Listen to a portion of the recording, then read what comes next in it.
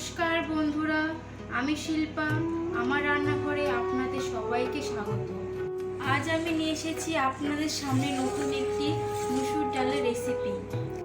এইভাবে মুসুর ডালটা রান্না করলে খুব অল্প সময়ে হয়ে যায় আর খেতেও লাগে খুবই টেস্টি। এখানে আমি নিয়েছি 150 গ্রাম মতন মুসুর ডাল। মুসুর ডালটা আমি ধোবো না, আমি সামান্য তেল দিয়ে মুসুর ডালটা মাখিয়ে নেব।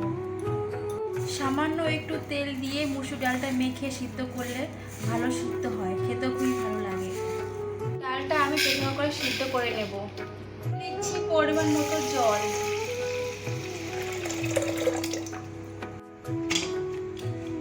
তিনটে সিটি আমি দিয়ে নেব। তিনটে সিটি দিলে ডাল ভালো করে সিদ্ধ হয়ে যাবে। তিনটে সিটি হয়ে গেছে, এখন আমি গ্যাসের ফ্লেমটা অফ করে দিয়ে নামিয়ে নেব। রান্না করার জন্য আমি নিয়েছি একটা পেঁয়াজ, একটা টমেটো, 4 থেকে 5টা কাঁচা লঙ্কা। প্রায় গরম হয়ে গেছে, দিয়ে দিচ্ছি সাদা তেল,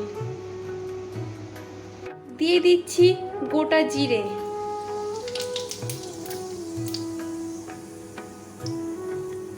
দিয়ে দিচ্ছি পেঁয়াজ,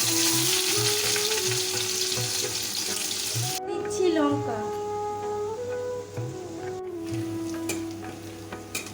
দিয়ে দিচ্ছি টমেটো কুচি, দিয়ে দিচ্ছি পরিমাণ মতো লবণ, দিয়ে দিচ্ছি পরিমাণ মতো হলুদ। সবকিছু ভালো করে নেড়ে ভেজে নেব। দিয়ে দিচ্ছি সিদ্ধ করে রাখা ডাল। বন্ধুরা, আমার এই রেসিপিটি যদি আপনাদের ভালো লেগে থাকে তাহলে ভিডিওটিকে অবশ্যই একটু লাইক করে দেবেন, কমেন্ট করে দেবেন আর চ্যানেলটিকে সাবস্ক্রাইব করে পাশে থাকবেন। ডালটা প্রায় হয়ে গেছে। ডালটা বেশি গাঢ় করবো না, পাতলা পাতলাই রাখবো, কারণ মুসুর ডালটা পাতলা খেতে ভালো লাগে।